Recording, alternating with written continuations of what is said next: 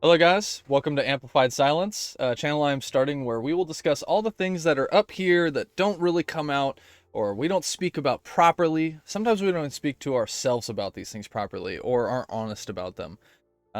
As today's video title suggests, we will be discussing imposter syndrome, how we get out and get motivated, introspection into how we feel about ourselves and how we can go about correcting some of those poor behaviors or poor thought patterns. So we'll jump into it with number one, which is imposter syndrome.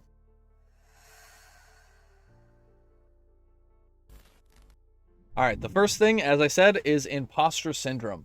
So I'm sure most people, if not everyone clicking on this video, has experienced imposter syndrome to some extent, or you don't know that you have, and you're going to learn about it a bit. So if you ever have wanted to get into something, or even you've already gotten hired for a job or some kind of endeavor that you've not really had a lot of experience in, you will often have the sensation that you don't belong.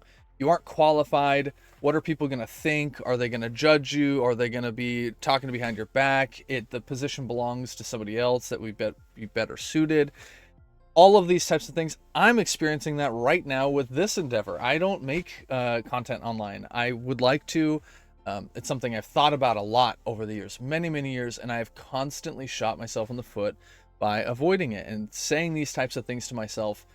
Meanwhile, in my personal life, I have so many people in my workplaces. I now have employees that constantly thank me for advice and ask if I have considered doing something like this, which is crazy to me when I'm telling myself in my personal life that no one wants to hear it, right? So I'm finally just taking my own advice and and doing it in this way. I've done it in my professional life. I've conquered a lot of self-doubt, a lot of imposter syndrome, but it's never fully gone. I still experience it. And that's kind of what we're going to be broaching today, is that you may not be able to fully defeat imposter syndrome. It might not ever fully go away, but you can understand it better. You can understand where it's coming from, how it correlates with other issues that we have as humans. It's very normal. It's not something that like only you experience. You might be experiencing it worse. You might not have put in the right effort. Maybe you didn't have the support structures growing up. So many factors play into why we have these impacts and why they differ from person to person. Um, First and foremost, have you ever heard comparison is the thief of joy? This applies to imposter syndrome far more than you might think on the surface level. The reason you're experiencing imposter syndrome is because you're comparing yourself to all these other people in your mind. In your imagination, there's so many people that are better suited for the job than you are. And it may be a little true, it may be false entirely. You often aren't even within reality when having these thoughts. Self-doubt is a really terrifying and horrible thing, especially when it's allowed to fester and take control. So um, someone might have a higher qualification, someone might have something educationally that makes them seem on paper like the better person, but for most endeavors, you're really your own benchmark. Like, you don't need to compare yourself to other people. And the more confidence you have and the more effort that you put in, spend time thinking about how you can do the job instead of who would be better for it and how you're going to fail, you're more likely to succeed. Um, Even with something like this, you/I, talking to myself, you kind of have to just accept some delusion of success. Like, I'm already going to succeed. I know that this is going to work out, because if I don't, I'm setting myself up to act as though I'm failing. If I were to just sit here and be like, so I have some things that I want to talk to you guys, like I can't do that. You wouldn't be interested. You wouldn't want to have anything to do with it. You wouldn't trust what I'm saying. I want you to understand that these are things I do believe, even if I struggle with them myself. These are true things that I know to be factually true. They're proven. You can see it used time and time again. You don't see a whole lot of people that openly struggle with these things finding success. You have to at least be able to mask it in the moment and just overpower the problem, or if you're lucky enough, to defeat it entirely, and just go full force forward. You're going to make it. You're going to succeed. No one Okay, maybe that's crazy. Not that no one could do the job better than you. That's maybe a little too far in the Delulu, but that it's not necessary to have the best, absolutely best person on the planet in your position. You are going to be sufficient. You are going to make it. You are going to do everything that you need to do, and you might even do more. And you can get praise in the future as long as you think you deserve praise. You can convince other people that you deserve it as well, and not fraudulently. Like, you can show them that you deserve it. You just need to put in the time and effort. So take the topic that you're working on, or that you're trying to get, and just spend that time learning. There's the internet is your oyster. There's so many things that you can do for yourself in the current day that you couldn't before. You just go spend your time watching videos on the topic, reading sub. I mean, it really depends, but you can read a lot of things depending on what you're working on. Instead of sulking and thinking about how you're going to fail, start building the tools to make yourself succeed, and just jump into it. I think that'll cover it for now. I'm sure I can go way into more depth about imposter syndrome, but for now, that is the broad understanding that I have and operate out of. Okay, on to the next thing. Number 2. So this is extremely tied in, as a lot of that's the whole point. These things are going to be tied in. You want to use these congruently, right? So self-motivation sounds super basic, super obvious. You've probably heard it your whole life. Like, you just got to get out there and do it. But honestly, it is more true than any of us want to account for. I mean, I remember being a teenager and hearing that stuff and being like, that's so easy, like, to say. Easier said than done. It is true, it's easier said than done. But at the same time, you're the only person that can do the done part. Like, people can say it to you all they want, but you're the only one that can actively just say, I'm going to do this now. And what I've realized has worked for me is I mean, it's just holding myself accountable in those moments where I'm like, oh, maybe I'll put it off for now. I'm gonna like look into this a bit more and really think about it. Just do it. Just do it. It takes some risk. It takes going against your instinct of doubt, especially if you really start to notice that your doubt isn't seated in reality. I mean, I made some major changes in my life some years ago. I think it was about 5 years ago now. It's crazy. So much time has passed. COVID screwed things up, but I told myself over and over again I was going to stay where I was. I was comfortable. I knew I was safe. It was something that I worked to get there as well, but it definitely was not good. I was struggling. I was paycheck to paycheck, more than now. And every moment was a risk. I could run out of money. I could have an emergency, and then I am in deep water, right? Until I finally hit some kind of rock bottom, without getting too personal, but I hit some kind of rock bottom, and I just decided I'm gonna go for it. I went and applied for a job that I always told myself I was unqualified for, but I had so many pieces of evidence saying, like, I could do it, and I am not unqualified. I just have the insecurities that are muddying that water and trying to trick myself into thinking that I'm really not. I applied. I went in for an interview, and they loved me. They thought I was overqualified. They wanted me to start immediately, and ever since doing that, I have grown exponentially and had almost no problems. I've been praised. I've been up for awards. I have moved up in another higher position. And none of this would have happened if I didn't take that first step, that first motivation to be like, enough is enough. I need to do this. I can't keep waiting for the right moment or feeling like I am worthy, because it's not going to happen that way. You need to tell yourself you're worthy. You are worthy. You can do it. And you can work on it after doing it. Let's say that, like, in a lot of the scenarios, you can start, and then as you go, you can be like, ooh, I need to practice this. I need to learn this, and adapt. Adaptation is a huge part of motivation because it needs to come after. You can't always adapt to something prior to motivating yourself into getting into it. That is a huge fatal flaw of floundering. You're not going to have success that way. There has to be risk. There has to be motivation before you're secure. Find your security after the risk. Not to belabor it more, that's it for this one. On to the next.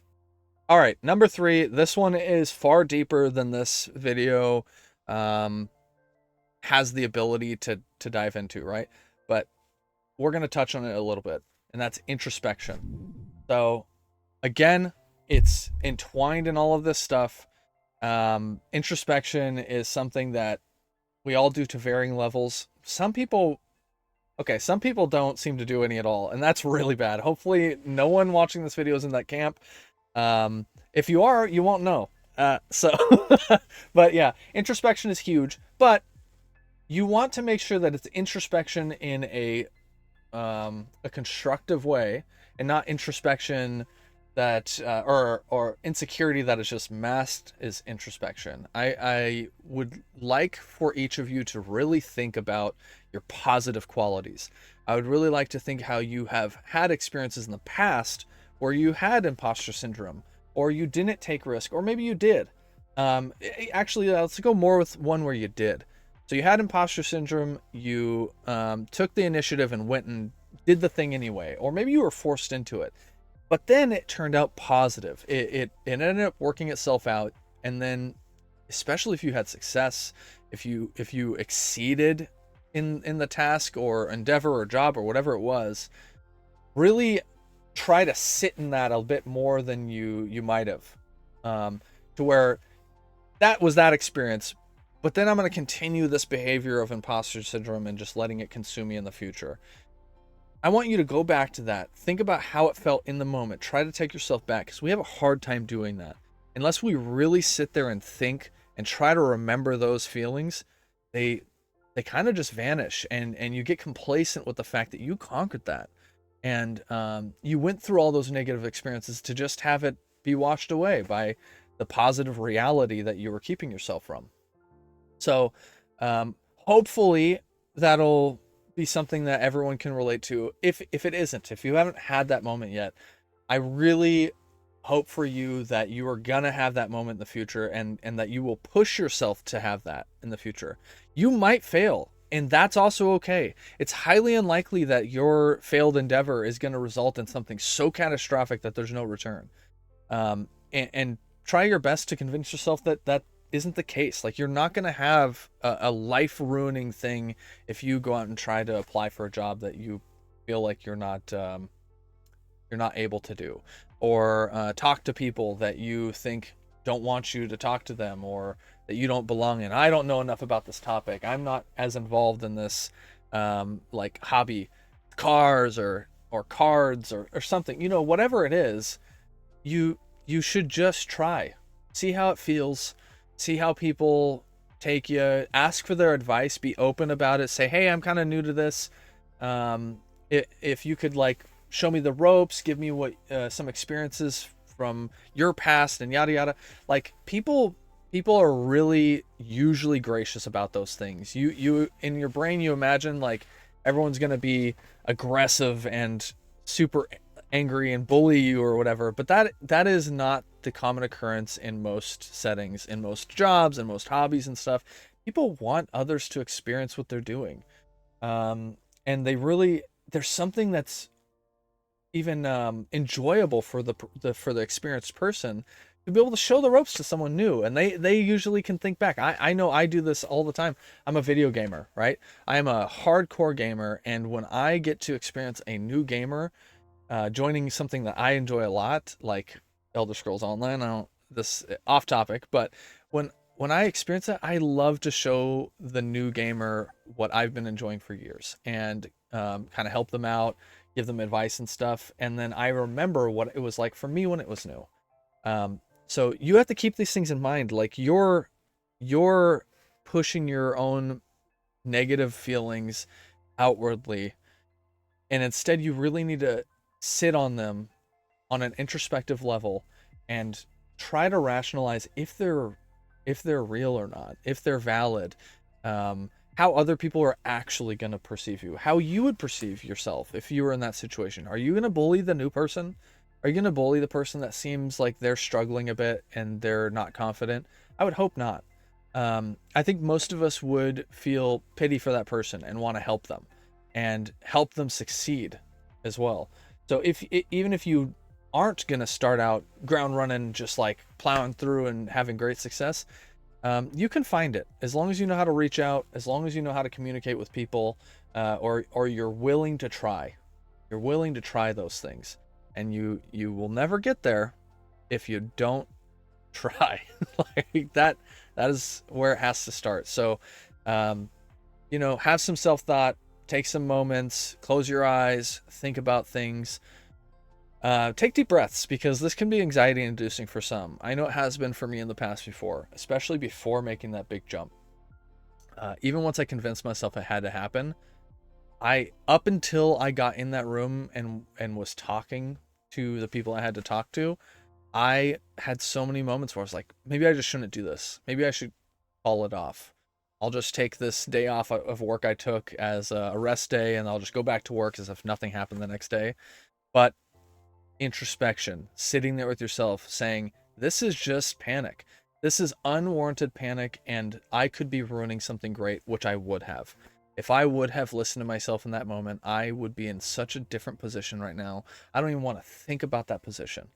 um I can't tell you how much worse my life would be right now if I didn't make that one decision. So hope this helped. I don't know how long this has been going. I'm gonna have to check this out, see if I need to cut things. I don't know. But yeah, subscribe, like, stick around. I'm going to try to do more videos like this in the future, and I'll try to make it consistent. I'll cover a lot of topics that are around like self-thought, amplified silence, just to give more explanation for that. It's all of the things that we are not willing to talk about and not willing to admit to ourselves, or aren't able. Not everyone has the tools. Not everyone has had someone to mentor them or explain certain things, and everyone's different. So I'm willing, able, and happy to help if I can. I would love the idea that my experiences and struggles I've been through can help somebody else. So that'll be my goal here. If I can amass a following and a community where we can share ideas together, that would be great. But who knows? Who knows where this will lead? Maybe I'll have one viewer and I'll help one person, which, hey, it's not, I'll be honest, it's not what I want. That's not the end goal. But if that's what happens, that's what happens. I'm willing and able to accept it. Oh, also, this is my wife's streaming room that I made for her. It's currently all I have for recording, so this is where I'm at for the time being. It'll probably change in the future, who knows? But for now, I really like it. This is chill vibes. I feel like this is good for the topic at hand because it is more relaxing. I love these colors. Hopefully everybody else does too. Sorry, I was just looking at the screen. I'm a noob. These things are going to happen, so stick around. I hope to see you guys in the future, and thank you for listening. Goodbye.